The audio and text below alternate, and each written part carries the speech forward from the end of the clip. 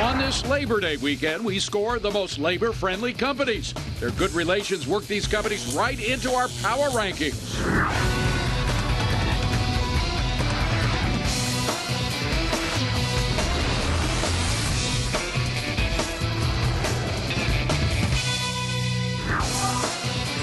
Labor Day weekend, the wrap-up of the summer season, a holiday designed to honor American workers, as we should. How are they doing?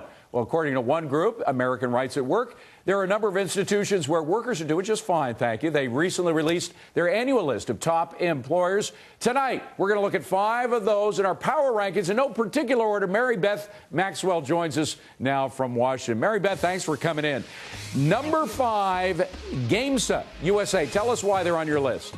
Oh, Gamesa Technology. They are helping to create a new, clean energy economy, right? They're powering hundreds of thousands of households with wind turbine power in Pennsylvania, and they respect workers' rights. They signed their first contract with the United Steelworkers in 2007, and this is important. They gave their workers the right of free choice and a fair chance to form a union through majority sign-up. They said it's up to you, and we want to work with you. All right. Number 4, a place near where I live, Maimonides Medical Center. I always see the name. I never know how to pronounce it.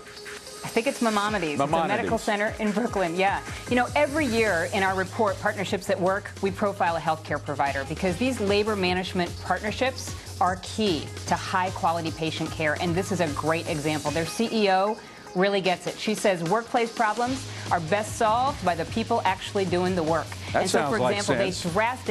they drastically reduced emergency room wait time at Maimonides. It has a great reputation in this area. Number 3, moving south to Alabama, Alabama Power.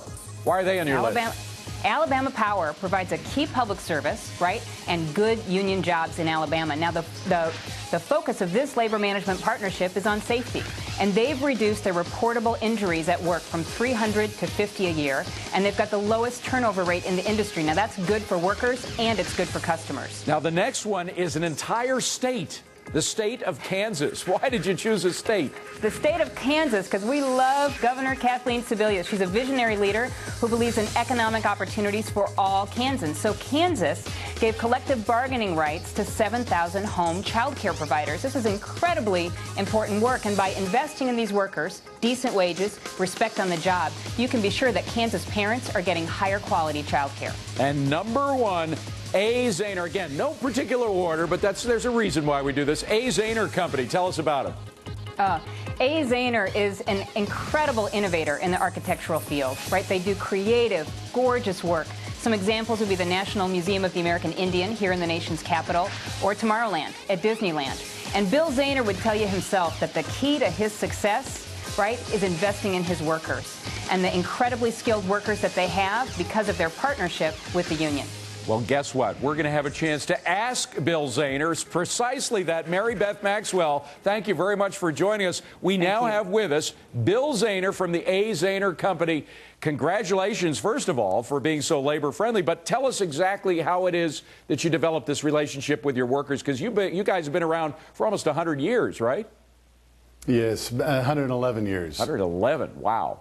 So did you start out with that philosophy that whatever you did, you were going to do it with working side by side with the workers? Really so. My father, grandfather, it's a 4th-generation company, and we've always treated our people with dignity and respect. It's kind of like the air. You just do it. You have to breathe it. You have to live that kind of life in order for the business to do well. Now, let's talk about exactly what your company does, because workers are so much involved. In fact, the workers, in a way, are artists in what you do, and we're looking at some of their works right here. They're very highly skilled, and we have a great relationship with our union, the Sheet Metal Union, and they go through an elaborate training program, and we're able to challenge them, and they challenge us in ways to produce these great projects. Now, stay on these pictures. I don't know if you can see this, Bill, but we're looking at one right now, a glass structure with, it appears to be stainless steel, almost looks like a church structure in the middle of the woods. Is that a Frank Gehry structure? Is he the architect for that? I can't see the images, but I have a feeling we've done some 22, 23 projects with Mr. Gehry. fabulous designer, and we just love the challenges he puts to us. For those who don't know, by the way, Frank Gehry does these architectural projects that many people used to say were structurally impossible to do. You can't bend metal or concrete that way. And you guys, so he works, you get somebody like a Frank Gehry, a real artist, who comes to you and says, can you make it work structurally, right? Correct. And we've got some great people. We have a passion for what we do and really the virtuosity to make it happen. Now, what is the synergy between you? You obviously run the company. You know what the bottom line is. You know how much money you have for these projects or don't have for a particular project. When you get an architect with all their wild ideas coming into you, and then you put them together in a room with the workers who know what is possible, know how a metal can be bent in these shapes, did they really take control? Do the workers take control of the project to a certain extent? To an extent, we work as a team. We try and work with our customer, and we get our people in both the shop and the field very much involved with what we do. If you came through our place, you'd see people very much engaged with the designers, as well as our engineering people and the shop fabrication people. It's a real collaborative effort. Now, Frank Gehry is one person. Dale Chihuly is another. I happen to know Dale Chihuly a little bit. He's a glass maker, does this incredible glass structure, but you could never conceive of some of his projects being able to work out because he does these wild drawings, but they manage to work out. Do you ever work with the artists and tell them exactly what can be done, what can't be done? Did they change their minds about projects based on what you tell them is feasible? But we have a difficult time saying no, and so we work with Dale Chihuly and others and try and figure out ways of achieving their designs, their creations. So we have a lot of experimentation and back and forth with the designers and with the artists too. Finally, Bill, tell us how the workers themselves design their own management style. There used to be that the former head of People Express used to have an old saying that every worker is a manager. Do you have the same philosophy where you are? Pretty much. We have a very interactive group, and particularly in our plant.